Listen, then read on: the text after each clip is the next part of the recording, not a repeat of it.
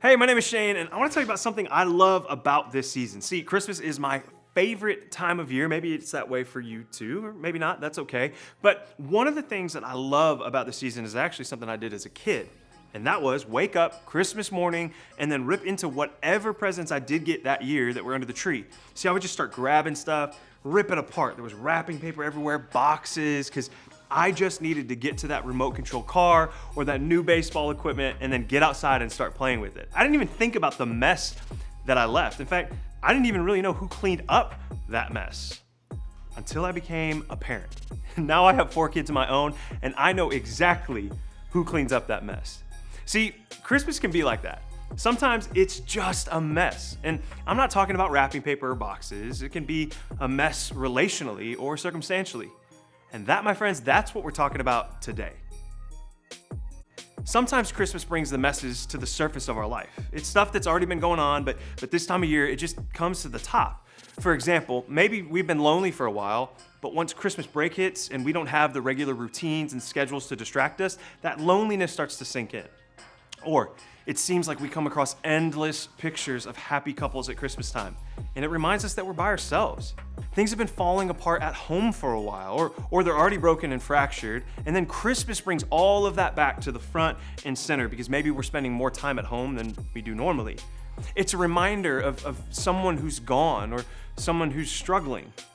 Maybe Christmas time is just too much unstructured time in the same place. And then this season becomes a time for old habits to come crawling back. Sometimes we try to fix and control things as quickly as possible so that everything stays in order. We try to manage the mess. For example, we manage our image. We post things that make it seem like family life is perfect for us, but we know we can't control the mess in our family. So we try to manage what we portray on Instagram or TikTok or anywhere else. We make sure that everything looks just right. Maybe we manage expectations. We try to do everything that we can to keep everyone happy. And we feel like we're the ones who are responsible to make sure that everyone gets along. Maybe you're in the middle of 2 divorced parents and you feel the need to keep the peace at Christmas time and you feel like it's your responsibility. Sometimes we try to manage relationships. We use all kinds of tactics to try to get people to do what we want them to do.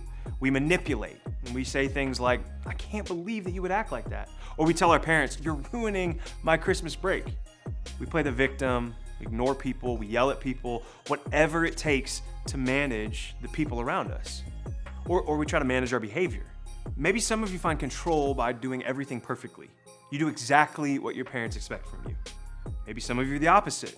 You act out in negative ways in order to show the authority figures in your life that they're not in control of you. I mean, this list could go on and on. We all have ways of managing the messes, especially during the holidays. But the good news is that what we're going to talk about today, it's not only helpful in the areas where we try to manage the messes, it's helpful in all other areas of life too. And it has the potential to really change the game on how we view things this Christmas season. If you're unfamiliar with the Bible, no worries at all. I'm going to bring you up to speed really quickly. It's divided into 2 sections. There's the Old Testament and there's the New Testament. And the Old Testament, they're books of the Bible that record what happened before Jesus walked the earth. The New Testament consists of the books that account from the time that Jesus walked on the earth and beyond. But ultimately, whether it's Old Testament or New Testament, they all point to Jesus. Every book of the Bible points to Jesus. And the first 4 books of the New Testament are called the Gospels. They're the accounts of the life of Jesus when he lived among us. And these books are important because they're all about him. They're all about Jesus. And this is huge because Jesus was God. Jesus was God in a human body. So if we want to see what God is like, all we have to do is look at Jesus. And Matthew is the first gospel. And in it, Matthew records what happened after Jesus was born. Let me break it down like this. It's the traditional Christmas story. That's chapter 1 of Matthew. If there's a nativity scene at your grandma's house or somewhere else, that's what chapter 1 is all about. Jesus is born in a cave. Mary, Joseph, and some animals, they were all gathered around, like that little donkey or the sheep in the nativity set. I mean, this is what Christmas plays are all about. And today, we're going to turn the page to chapter 2 of Matthew. Literal chapter 2 of Matthew starts like this. After Jesus was born in Bethlehem in Judea, during the time of King Herod. Okay, so now we learn about the guy who's in charge when Jesus was born, and that's King Herod. He's called Herod the Great. I mean, he crushed opposition. That's why he was called Herod the Great. I mean, he was wealthy, he was smart, he was strong, He did some brilliant things, but he was also in love with his power. I mean, he had fits of rage and jealousy, and those led him to do all kinds of things. Okay, now, verse 1 continues. Magi from the east came to Jerusalem and asked, "Where is the one who has been born King of the Jews? We saw his star when it rose and have come to worship him." Okay, so some wise men come to town, and maybe they've also been in like your grandma's nativity scene, or if you've ever seen a picture of like the Christmas story, you've seen these three wise guys. They're definitely a part of the Christmas story, but they're more chapter 2 than chapter 1. See, when they show up, they want to know where the Messiah is. The Messiah is the leader that the Jewish people had been waiting for, that would solve their problems and would help them break free from the people that ruled over them. I mean, the Messiah was a really big deal, and Jesus is that Messiah, and he came for all people. Now, stop and think about that for just a second. Jesus, who is God in a human body, like I said earlier, Jesus came to earth. Like, God came to earth and dealt with all the human things that you and I deal with. I imagine Jesus dealt with things like bruises, stress, puberty, even pimples. In fact, after Jesus came to earth, lived, died, and then came back to life, one of his earliest followers explained it all this way. This follower's name was Paul, and he wrote it down. Let me read it to you. In his very nature, he was God. Jesus was equal with God, but Jesus didn't take advantage of that fact. Instead, he made himself nothing. He did this by taking on the nature of a servant. He was made just like human beings. King Jesus came with humility in order to help us. And as we go back to the Christmas story, that's who the Magi are looking for. They're asking, where's Jesus, the man that people are expecting to save and lead them, the Messiah, like we just talked about. We want to worship him. Well, Matthew continues. When King Herod heard this, he was disturbed. And by this, Matthew means the news that another king had been born. Because just like that, the current king is now threatened. Herod was in charge, and now there was competition. I mean, there can't be two kings. The last thing Herod wanted was to lose control. His control of the kingdom, his future, his wealth, and his power. So he panicked. And now, wait, before we judge, let's all admit that in some ways, you and I, we do that too. I mean, we try to manage the mess, and when we feel like we're losing control, especially control of what's going on around us, we don't like it. When we can't manage the image and people find out that our family isn't perfect, we hate it. When there's too much unknown and it feels out of our control, we feel anxious. When we can't manipulate people into doing what we want, we get angry. When we can't make everyone happy and be everywhere at once, we feel overwhelmed. We don't like our sense of control being messed with. That's what happened to Herod. In fact, Herod slowly started unraveling. He went to the wise men with a really sneaky plan. He sent them to Bethlehem and said, "Go and search carefully for the child. As soon as you find him, report to me so that I too may go and worship him." Okay, Herod obviously had no desire to worship Jesus. I mean, he would have immediately had Jesus killed. Let's just be honest about it. And the good news is the wise men never came back to Herod, and they never sent him a report. All they did was see Jesus, celebrate him, and then they went back to their hometowns. And when Herod realized that his little plan didn't work, he absolutely lost it. And he did something so horrible. Like, it turns my stomach to even think about. He ordered for kids 2 and under who could possibly fit Jesus' description. He ordered that they should be killed. Was his plan successful? Of course not. Did it create a lot of pain and chaos? Absolutely. Now, I want to be really clear. I know Herod's example, it's really extreme, but there's something in the story that we can't miss. Herod represents what happens when we try to be Lord of our own lives. When you think about it, this story is really a tale of 2 kings.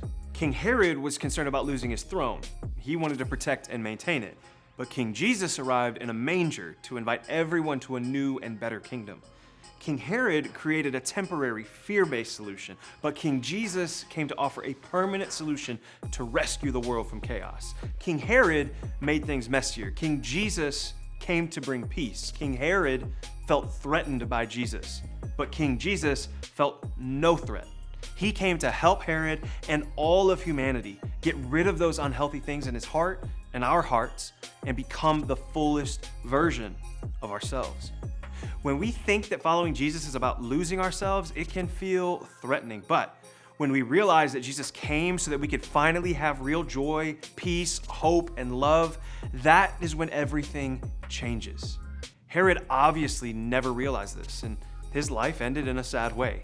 He was never going to be king forever, no matter what he tried. I mean, he wanted to make it all happen on his own. He tried to manage the mess, but it didn't work, and it never does.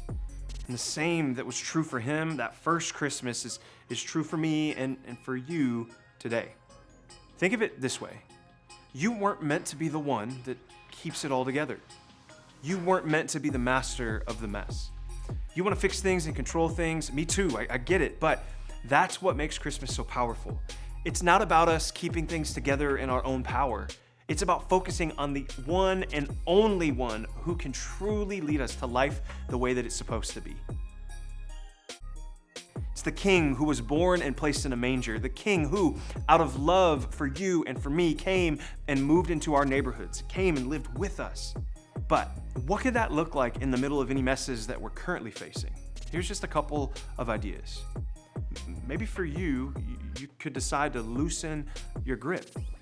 This is what Herod failed to do. He was so intense and worried and anxious and threatened that he let the worst parts of him get the best of him. We think that controlling and managing things takes away anxiety, but in reality, it has the potential to increase our anxiety. When we learn to let go and put it in the hands of God, we can actually feel more peace and rest. Let's say that I put my hand in this delicious jar of candy. I love M&Ms. If I reach in and grab some, but I keep my hand gripped tight, I can't get it out. But if I let go and I just open my hands up, I can pour some into my hand and enjoy it. Like I said, it's super simple. But sometimes the things that we think that we're gonna get from control and order, things like peace and security, those actually show up through letting go. And it's such a less exhausting way to live. Here's what I think we should all do. I think we should trust the King who humbled himself. Jesus is secure enough in who he is to be the humble King. Out of his love for us, he came to earth, lived his life among us to show us the loving heart of God, then displayed his ultimate love by dying on a cross for our sins. We can let go and trust him with anything and everything in our lives. In a perfect world, all the messes would just magically go away. But as we learned through Herod, that doesn't work. And this Christmas, we have a God who is right there with us in the middle of the mess. God is present, God is loving, and God is so powerful. You weren't meant to be the one that keeps it all together. God can manage that mess this holiday season. You don't have to be king or lord of your life. That's God's job. And after all, God is much better at it than we are.